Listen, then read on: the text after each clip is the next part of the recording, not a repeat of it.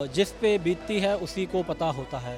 आप तो बहुत लंबा गैप बोल दिया 1 वीक का। हम तो 10:15 बजे उतरे और 10:30 बजे जो है ना नो मोर गुल प्लाजा हमने नियत कर ली थी। इस लेवल की आग थी। इस वक्त रश लगा हुआ है यहाँ पे, रेस्क्यू की कार्रवाई इस वक्त चल रही है और ये इस वक्त जो आप मनाजिर देख रहे हैं, जो आपके दिल खराश एक छोटा लफ्ज़ है, ये आप समझ लें कि झंझोड़ देने वाले वो मनाजिर यहाँ कभी ना कभी आपका और मेरा आना रहा होगा। ऐसा नहीं है कि हम में से कोई ये कहे कि हमने कभी ज़िंदगी में गुल प्लाजा नहीं विज़िट किया होगा या हमने कभी यहाँ से शॉपिंग नहीं की होगी।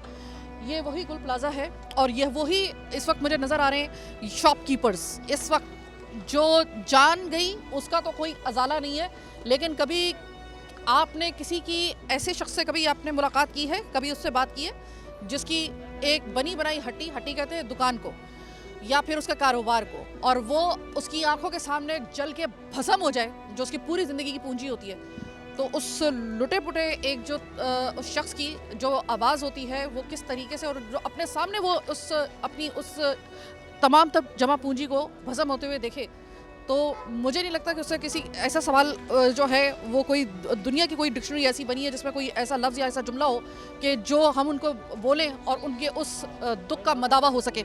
नबी भाई अस्सलाम वालेकुम। वालेकुम सलाम। नबी भाई आपकी शॉप नंबर यहाँ पे कौन सी थी? मेरी शॉप नंबर 15 थी, फर्स्ट फ्लोर पे। फर्स्ट फ्लोर पे जी।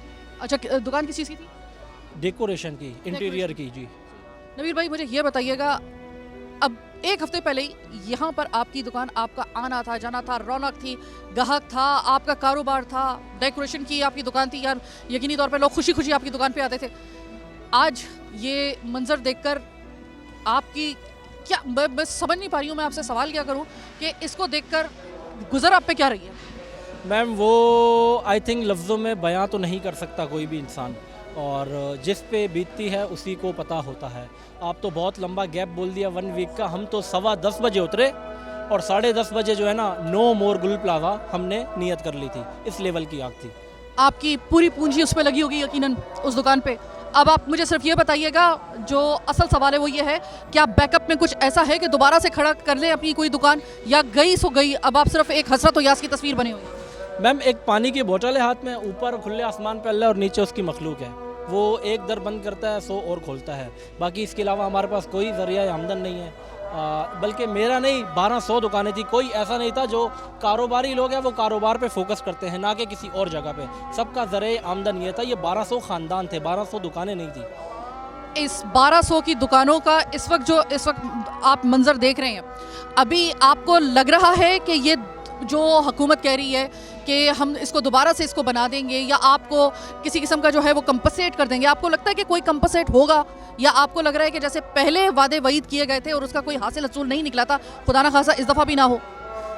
देखें मैम, लेक्चर्स वगैरह और डायलॉग्स तो सुनने को बहुत मिलते हैं, बट सिंपल और साफ लफ्ज़ यही है, कर भला तो हो भला।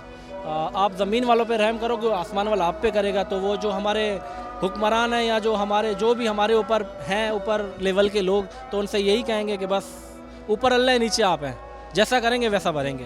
आपकी भी कोई शॉप थी अंदर? जी, आपकी कौन सी शॉप थी? मेरी 10 नंबर शॉप थी। 10 नंबर शॉप। और किस चीज़ की थी? बॉटल्स की, fancy bottles. Fancy bottles. Fancy bottles की थी। आपका नाम?